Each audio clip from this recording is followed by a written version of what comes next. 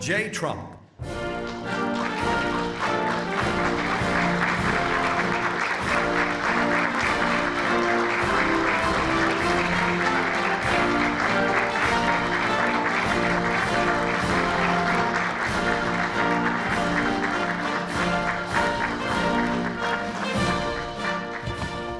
Well, thank you very much. It's been a pretty wild time, but it's going very well. Sit down, please. And tremendous progress has been made, as you're probably seeing just by watching. We're doing something. I built the military and rebuilt it and made it really strong in my first administration, along with a lot of other things we did. We had a great first term. And now we're using it. Unfortunately, we have to. But you're seeing how great it is. There's no military like it on earth, not even close. And we're doing very well in Iran. You see the result. And it's been amazing. We've knocked out 42 Navy ships, some of them very large, in 3 days. That was the end of the Navy. We knocked out their Air Force. We knocked out their communications, and all telecommunications is gone. I don't know how they communicate, but I guess they will figure something out. It's not working out too well. And they're bad people. They're just bad people.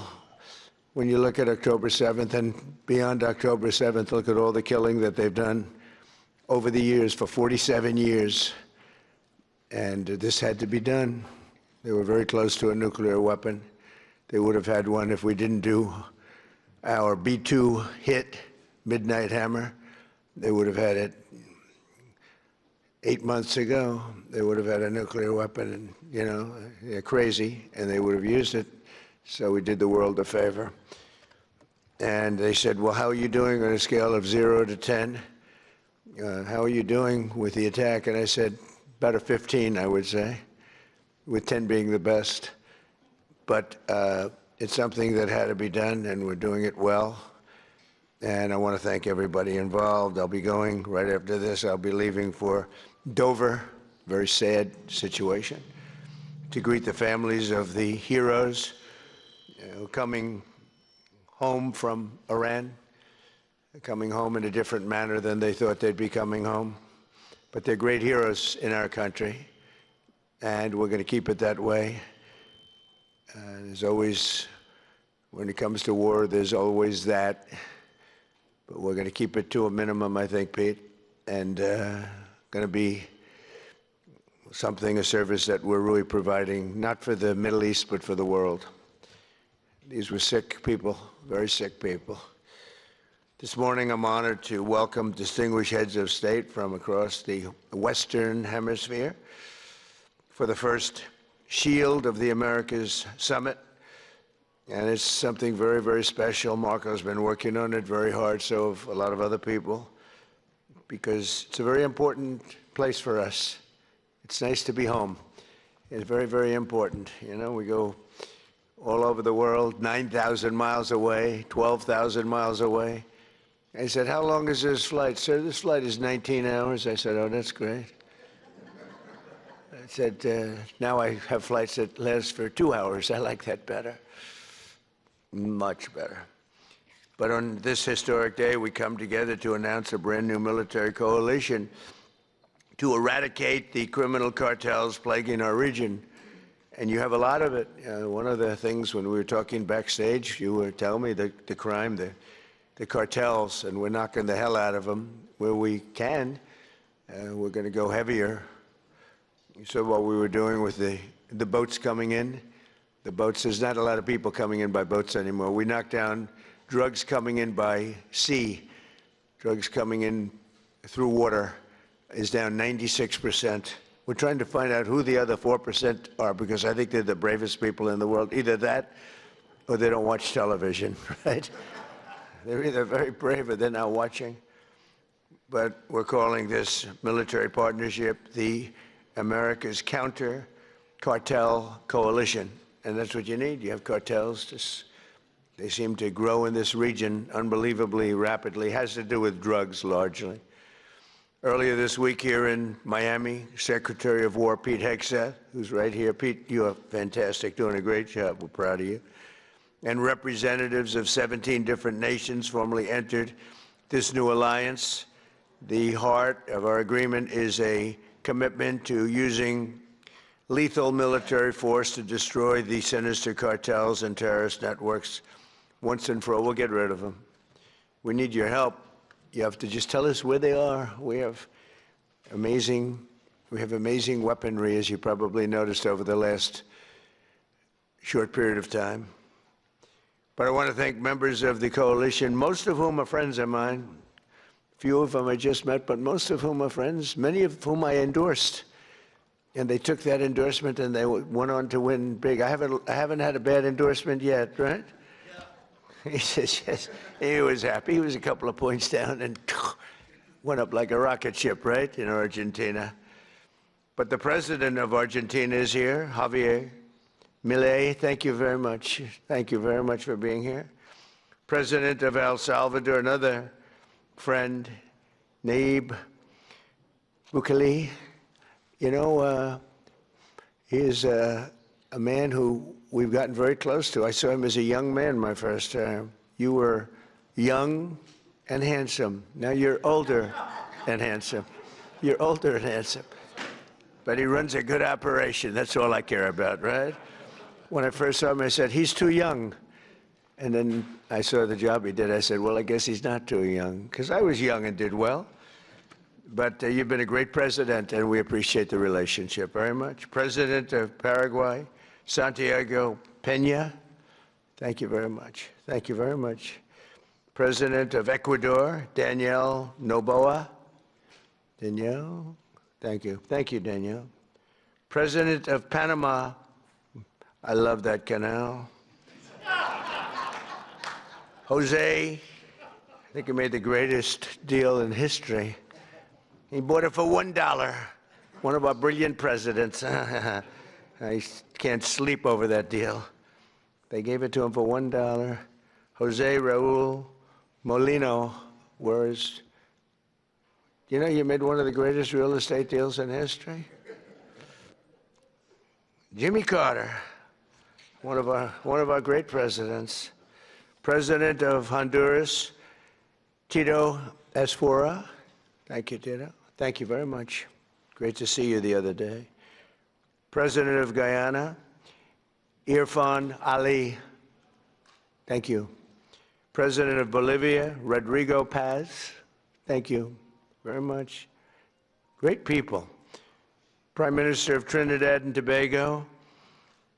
And I have to be very careful with this because, you know, your first name is very similar to a first name that we have, but fortunately it's pronounced different. It's Kamala. It's opposed to Kamala. I like Kamala better in many ways. And I just want to say thank you very much, but I had to be careful with that first name. I didn't want to get it mixed up because it would ruin your reputation completely. Right? I said, is this the same pronunciation? No, sir, it's a little different. It's Cam, right? Cam, as opposed to Cam. We don't like Cam.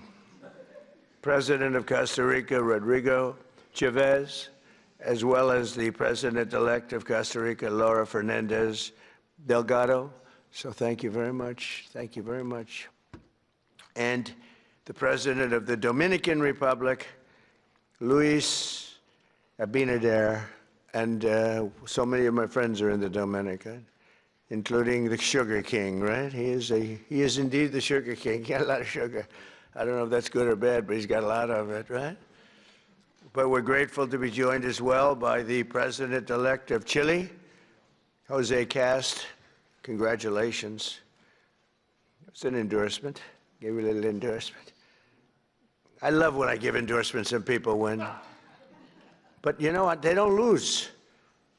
You know, I don't know. I guess it would be illegal. Could you imagine if I could say they spend millions and millions and millions of dollars on a campaign? They're losing, and they beg me for an endorsement. I give them an endorsement. They win by 30 points, and I get nothing. if I could sell that, is there a way, do we have any of our legal people here? Marco's close enough. Is there a way I could get paid for that, Marco? I'd make a lot. They spend millions of dollars, and I give it for nothing. I could, even if I put it into the Treasury of the United States, it would be pretty good, right, Marco? But Marco's saying, this is not a good idea. No, but it's an honor to do it. It's an honor to have that power where I can endorse somebody, and even in foreign countries. Here it was, we had one in this week, 124-0 with endorsements, and so that's good. But now I'm doing foreign countries all of a sudden. To say, sir, would you endorse me? And it's an honor. If I like you, I only do it if I think you're good. You know, if I think you're not good, I've turned down many more than I've accepted, believe me.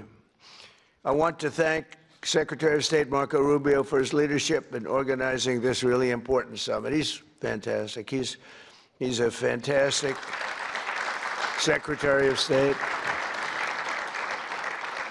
And thus far, look, we've had the most incredible year of any president, I think, by, you know, I ended 8 wars. We're not going to go into it too much today, but what we've done is incredible. And we're going to be doing some incredible things together, because I look at our region, if I can call it that, as being very important. It's been abandoned by the United States for so many years. You know, they went so far away. They went to these faraway places where they weren't even wanted. And a lot of stupid people, really stupid people. But Marco's going to go down, I think, as the best Secretary of State in history. That's my opinion. Now, I'm a little prejudiced because I like him too. But I think he's on his way. So you've done 25%. You got 75%. He's got 3 years left. So he's got 25% under your belt. So far, you're leading. You're very leading by just about a smidge over a couple of pretty great ones, right? We've had a couple of pretty great ones, right? But I think he's going to do that. And I think Pete's right there, too. If Pete keeps going, he's going to be something, too. At what he does. All of the nations in this room share the same priorities: security, prosperity, free commerce, and the rule of law. And you want the rule of law. Sometimes your communities don't let you have it because you got some rough communities, right? That's why together we're also forming the Shield of Americas, a new organization to advance these shared priorities in our hemisphere. And we're pleased to be joined as well by Secretaries Pete Hegseth, Scott Bessent. Scott, thank you very much, Scott. Oh, it has to be a big deal if you're here. Wow. He controls the purse strings of the country. You know, he goes on television and he just soothes everybody. He did it yesterday. The prices were going. He got on. He's a soothing person. He's actually a killer, but I don't want to say that. No, he's a soothing person. He goes on television. Right, Pete? I think nobody better. So we could use him for war every once in a while, you know, soothe. Although we don't really want that kind of a personality for war. We want your personality for war. You're just perfect. Howard Lutnick. Thank you, Howard. Chris Wright. Kristi Noem. Along with U.S. Trade Representative Jameson Greer, who you all know and you deal with. You deal very successfully. I ask Jameson all the time, can you get more? Can you get more? He's the king of tariffs, right? But he's very gentle. We want to be very gentle with our friends, right, Jameson? Deputy Secretary of State Chris Landau. Chris, where is Chris? I haven't seen Chris. He's fantastic. He was an incredible student. He went to the best schools, and he was #1 in his class at all times. And Marco saw that and saw the talent he's got, and she said, that's the guy I want as a deputy, and I heard you're doing a great job. Thank you very much. Deputy Chief of Staff Stephen Miller. Stephen is, I don't have to tell you anything about Stephen. Everyone knows. There's nothing, Stephen, there's nothing I can say. He's fantastic, that's all I can say. And Senator Bernie Moreno, who's a credible friend of mine, and he ran a great race. He was not given much of a chance. He was running against a person who was there for a long time and was sort of considered a shoo-in, right, Bernie? And we knocked him out. We knocked him out. He's trying to make a comeback, but we took him out. And Bernie's done a great job. For decades, leaders in this region have allowed large swaths of territory, the Western Hemisphere, to come under the direct control and transnational gangs have taken over and they've run areas of your country. We're not going to let that happen. We'll help you. And bloodthirsty cartels that impose their will through murder, torture, extortion, drug trafficking, bribery, and terror. And some of you are in danger. I mean, you're actually in danger. It's hard to believe. But we're working with you to do whatever we have to do. We'll use missiles. If you want us to use a missile, they're extremely accurate. Boom, right into the living room. That's the end of that cartel person. But we'll do whatever you need if you want. A lot of countries don't want to do that. They say, oh, sure, I'd rather not have that. I'd rather not have that. I believe they can be spoken to. I don't think so. Many of them don't want, and that's okay, too. You're going to do your, but if you need help, you're going to let us know, okay?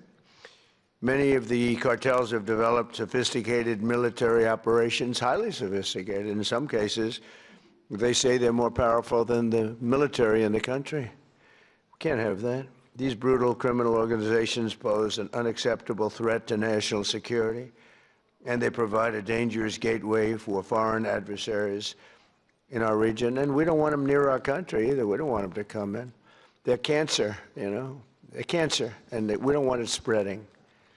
We have a very strong border. You know, we have a border now where for 9 months, 0 people have been able to come through. It's hard to believe, actually, because we went from 25 million people coming in over the Sleepy Joe Biden, one of the worst presidents in history of the world. He was the worst president in the history of our country. We've had some pretty bad ones. Recently, we've had some pretty bad ones, but he's the worst. But he would go down as one of the worst in the world. I'm going to up his category now. It's horrible what he did. And what he didn't do was probably worse than what he did. Every leader here today is united in the conviction that we cannot and will not tolerate the lawlessness in our hemisphere any longer. The only way to defeat these enemies is by unleashing the power of our militaries. We have to use our military. You have to use your military. You can't fight these people with... And you have great police. You have some great police, but they threaten your police. They scare your police. You're going to use your military. In many cases, our forces have already been working closely with yours, and the United States looks forward to deepening and expanding that cooperation in the months ahead. And it's so good that we got to know so many of you. I mean, we're so many. And I'd love to get to your countries at some point. Marco loves going to your countries. He's always at one of these countries. He likes your countries the best, okay? You know, where are you? I'm in Chile. Oh, good. How's Chile doing? Good. He likes it. He feels very comfortable. We all like him, right? It helps. He's got a language. He's got a language advantage over me, because I'm not learning a damn language. I don't have time. I was okay with languages, but I'm not going to spend time learning your language. That much I won't do. Just give me a good interpreter. Interpreter, very important. And I know if somebody's good. I may not speak the language, but I know I had an interpreter recently that wasn't good, talking to a very strong person from a different part of the world. And I could tell, even though I don't speak the language, I could tell the interpreter was not good. When you go,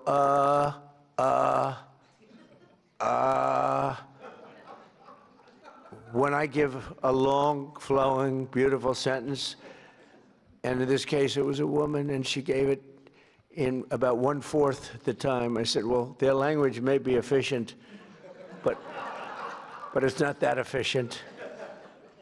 And I could also tell when I have great interpreters. Interpreters are very important. You know, you have a bad interpreter. You think you're doing well? Boy, did I do a good job talking to this one or that. Was I great when I spoke to Putin today? Was I great when I spoke to President Xi? Was I great? But if the interpreter isn't speaking right, or is weak, or is ineffective, or is just not good, or not interpreting your words correctly, in one case we had an interpreter who, when she disagreed with what we were saying, she actually changed it. We considered her a foreign minister, right? But no, the interpreter is, I talk about it all the time. Interpreters are really important. When you don't speak the language, they don't speak the language. People have no idea. People have no idea how valuable, and I'm on them all the time, people have no idea how valuable a good interpreter is. But over the last year, the world has witnessed the supreme power of the United States. We're the most powerful military country in the world. Again, I rebuilt it I spent so much time rebuilding it. Over $1 trillion, and now we just had another budget. We may be going to $1.5 trillion. We're building a thing called a battleship, like in the old days, remember? We have a Secretary of the Navy, and he suggested, I've always said, why don't we have battleships anymore, shooting big bullets instead of, $3 million rockets? And they said, well, sir, we just don't have them. Nobody could give me the answer, but we're actually building 10 of them. And I said, you remember the old ones you'd see Victory at Sea, remember Victory at Sea? And you'd see these ships going through those waves like the waves were nothing, although the waves are pretty powerful. They knock out a lot of territory, but you'd see these incredible, they're pieces of art. Beautiful, most beautiful, the big battleships of the 1940s, right? Power. I said, well, would we ever want to bring them back? Because we have some of them. They're museums and other things. And they said, sir, the new ship is 100 times more powerful than what we were looking at with those guns and amazing, right? 100 times. I said, you sure it's not maybe 90 times? 100 times more powerful. And we're building 10 of them. Not to use them. We don't want to use them, but by having them, nobody's going to play games. So, yeah. Just good to have them. We don't want to use them. They'll say, oh, he's very militaristic. I'm the one that ended 8 wars. I'm the one that, and we have another one coming, I think.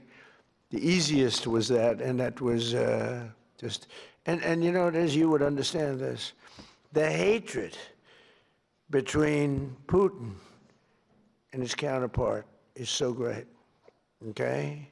It's so great that, Ukraine, Russia, you'd think there'd be a little bit of camaraderie, there's not. And the hatred is so great, it's very hard for them to get there. It's very, very hard to get there. So we'll see what happens, but we've been close a lot of times, and one or the other would back out. But we're losing, they're losing. It doesn't really affect us very much because we've got an ocean separating. I'm doing it as a favor to Europe, and I'm doing it as a favor to life, because they're losing 25,000 souls. Think of that every month, 25,000. Last month, 31,000, both sides, 31,000 people died, mostly soldiers.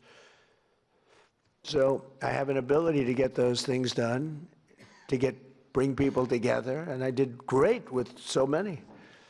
India, Pakistan, that was going to be a disaster. That was raging for a number of days. I did that through trade. I used tariffs and trade, and it was amazing. But we did amazing. One was 32 years, one was 34, and one was 37 years, and we got it done very quickly.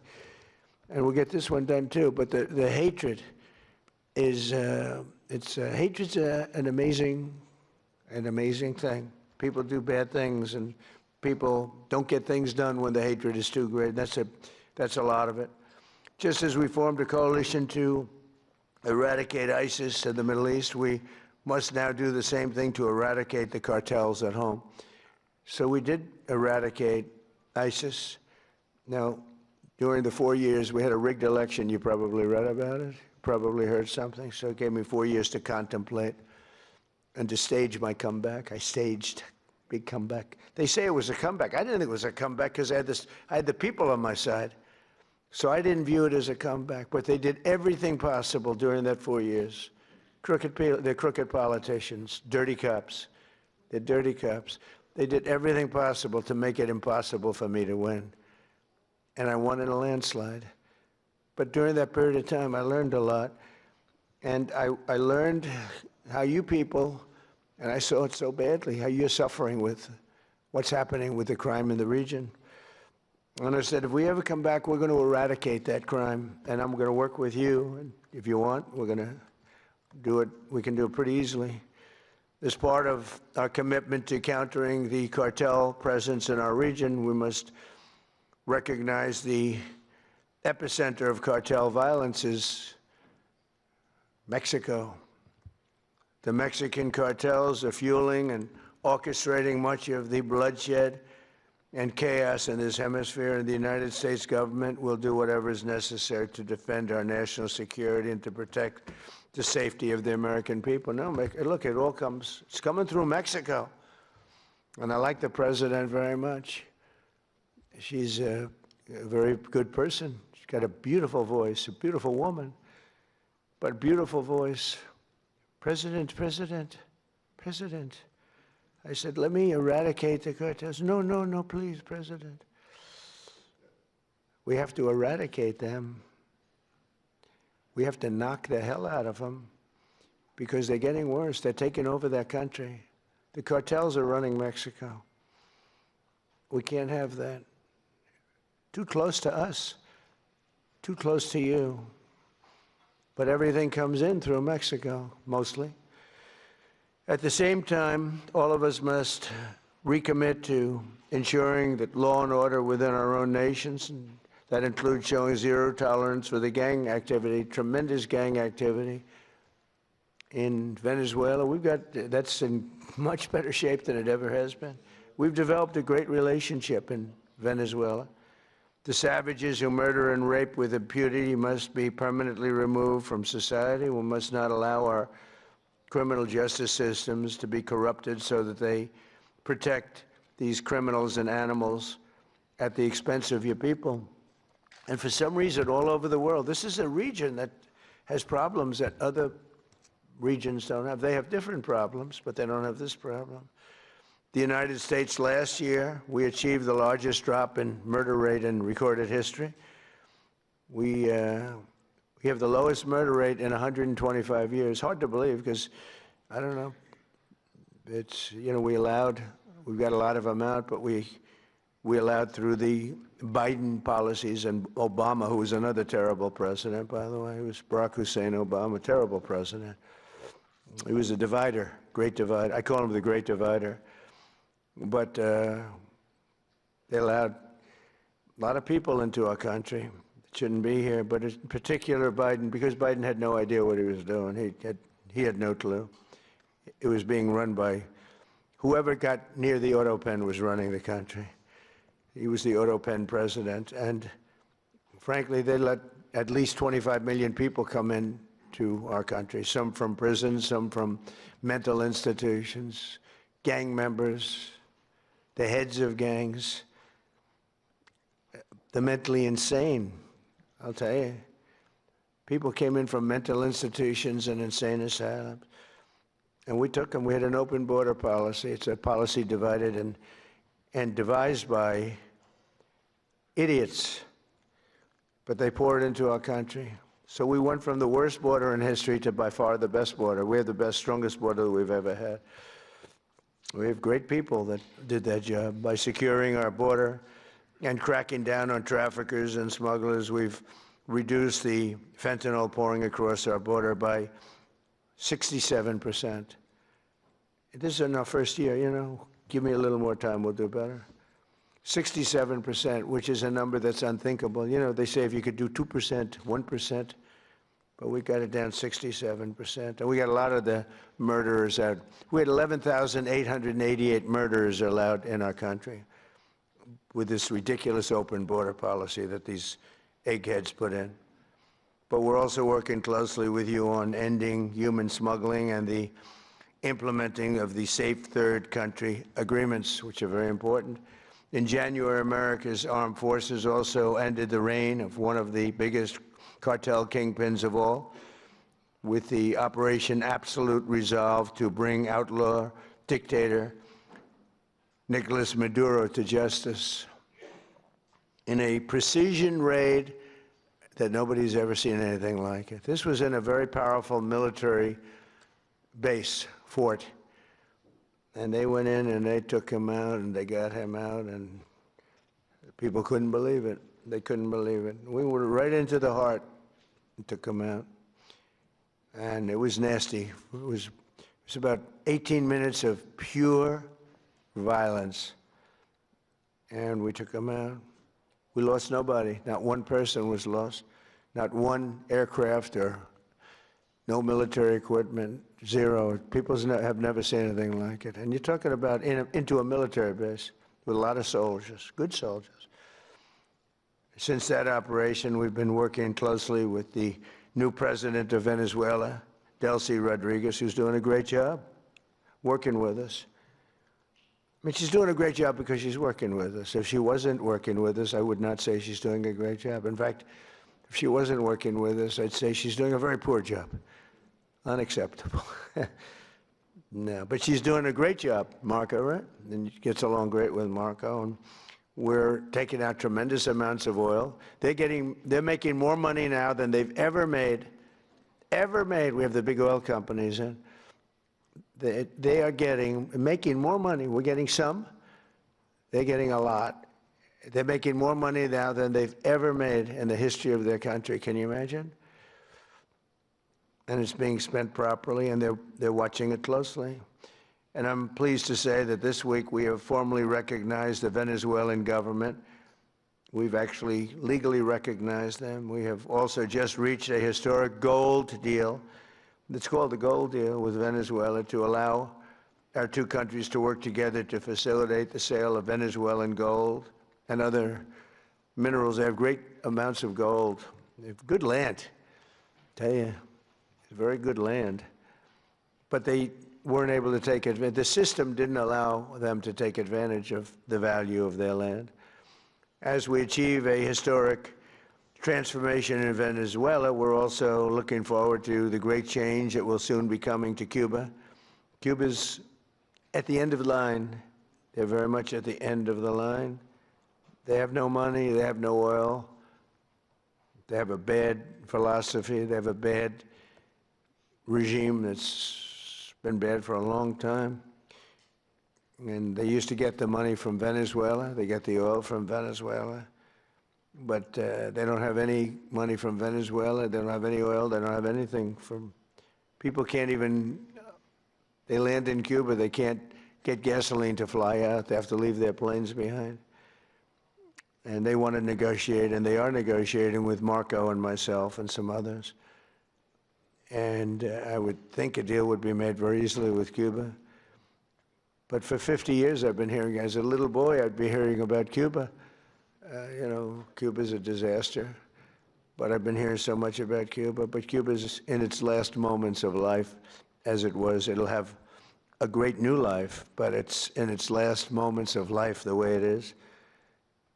And but our focus right now is on Iran. And we'll do that. I would say, what will you do? Take about 2 days off, Marco? No, he won't. Maybe an hour. He'll take 1 hour off, and then he'll finish up a deal on Cuba. That'll be an easy one. But it'll be the entire region that we're doing that. Many of you have come today, and they say, I hope you can take care of Cuba, because you've had problems with Cuba, right? You mentioned. I was surprised. But 4 of you said, actually, could you do us a favor? Take care of Cuba. I'll take care of it, okay?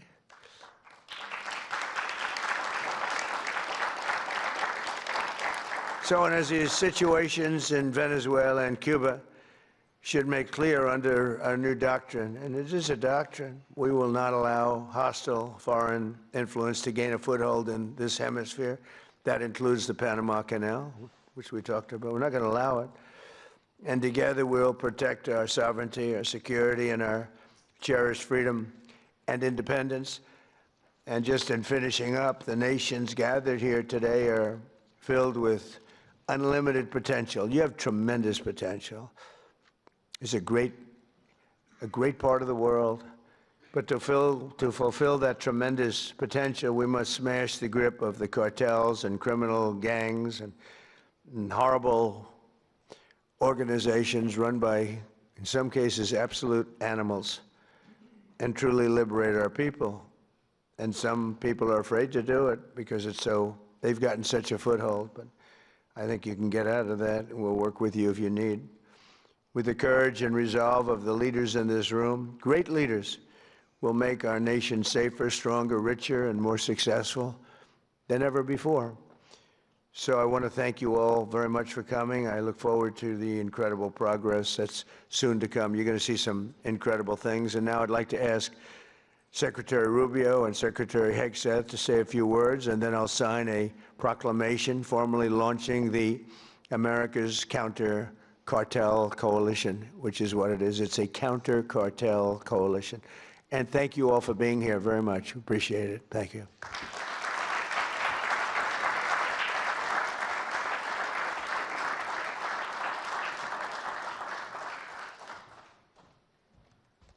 Thank you, Mr. President. I want to thank all the leaders that are here today. I'll be very brief. First of all, Mr. President, thank you for making this region a priority. We've had successive American presidents say that the Western Hemisphere is going to be a priority,